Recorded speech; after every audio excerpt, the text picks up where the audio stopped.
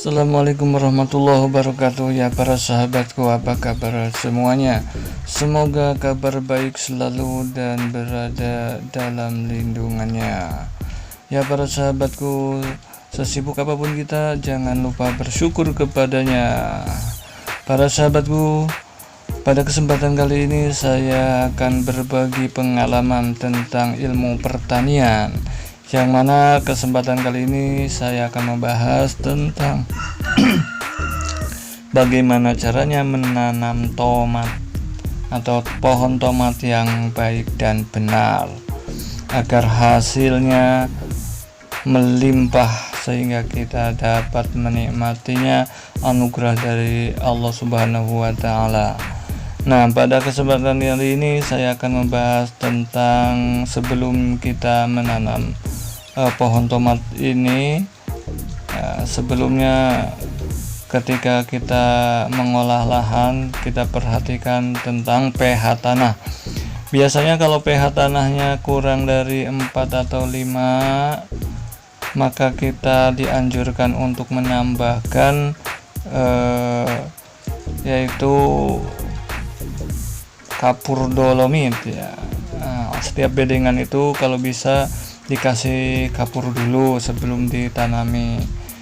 Nah, setelah kita tanam pohon tomatnya itu atau bibit-bibit tomatnya di situ, kalau yang pakai pot ya pakai pot, kalau di bedengan ya bedengan. Nah, lebih bagusnya lagi nih seperti ini, pakai plastik mulsa bawahnya, karena supaya kegunaannya ini plastik banyak sekali. Salah satunya adalah untuk mengendorkan tanahnya supaya selalu tidak kering dan juga menghambat gulma-gulma atau rumput-rumput yang mengganggu pada sekitar tanaman gitu. Jadi nutrisinya di tanah itu tidak rebutan dengan gulma atau rumput-rumput, jadi bisa diserap semuanya oleh pohon ini gitu. Itulah gunanya kenapa kita pakai plastik mulsa. Dan juga tidak kalah pentingnya lagi, pohon tomat ini dikarenakan sifatnya ini tidak suka terlalu rimbun atau terlalu rempat, karena yang dibutuhkan oksigen oleh tomat ini sangat banyak gitu. Jadi maka dikasihlah jarak antara bedengan satu dan bedengan yang lainnya ini sekitar 3 atau 40 cm nih di sini.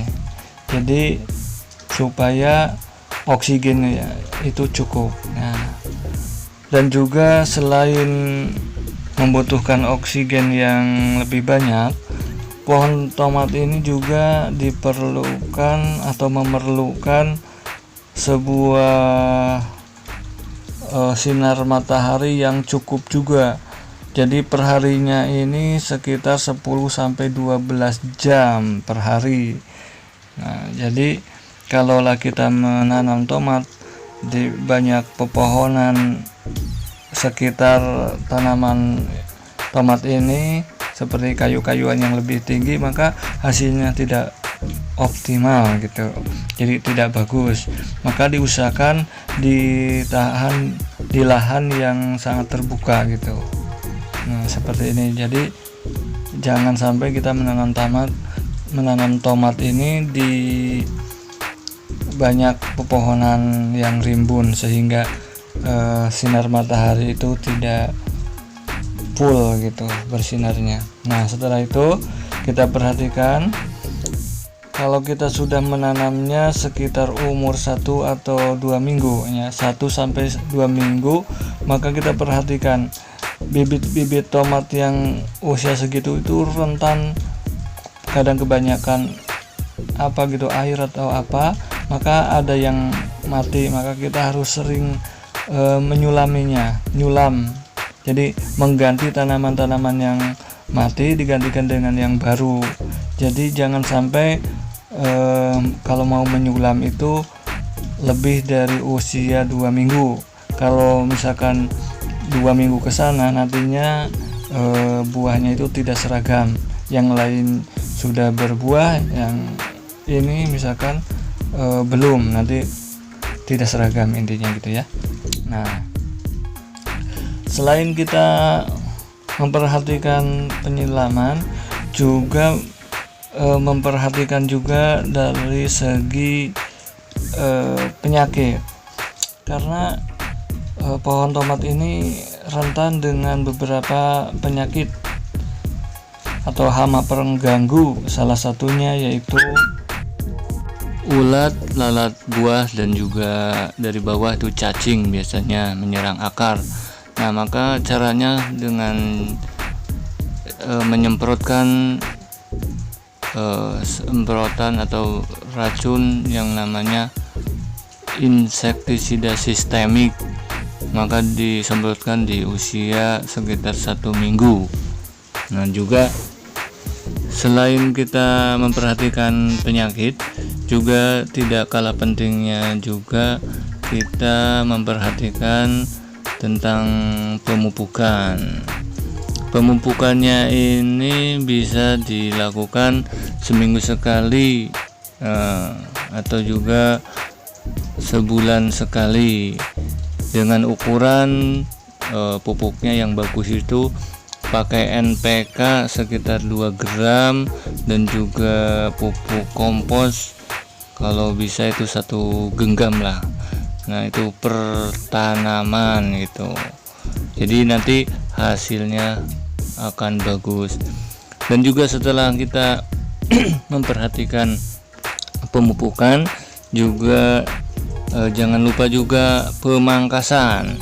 Pemangkasan dilakukan untuk mempercepat pembuahan biasanya, atau peremajaan tanaman, supaya membentuk pohon dan mengurangi daun agar batang utama tanaman tomat mendapatkan nutrisi dengan baik, sehingga dapat menghasilkan buah lebih banyak dan kualitasnya yang sangat baik.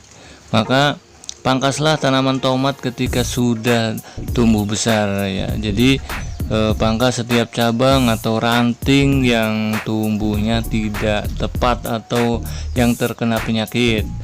Pemotongan tunas-tunas air juga perlu dilakukan setiap seminggu sekali selama masa pertumbuhan, agar pertumbuhan tanaman tomat ini optimal gitu ya, saudaraku.